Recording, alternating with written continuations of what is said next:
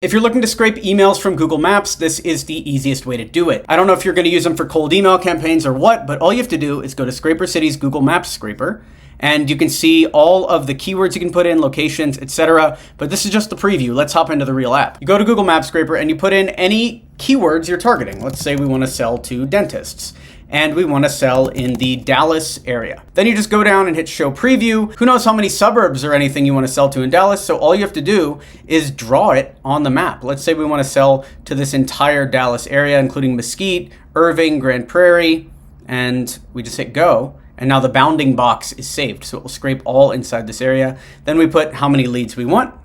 I'm going to just put 50. You can either automatically validate the emails if you want, or find the mobile numbers if you want, and you just hit generate leads. Then it scrapes Google Maps automatically. You don't need any code or anything, and it just does it for you. And when it's done, you just press download CSV, and you get all these emails for the leads that you wanted. Feed these directly into your cold email campaigns, and you're good to go. That's over at scrapercity.com/Google Maps Scraper, and you can try it free for the first 500 leads. Go check it out.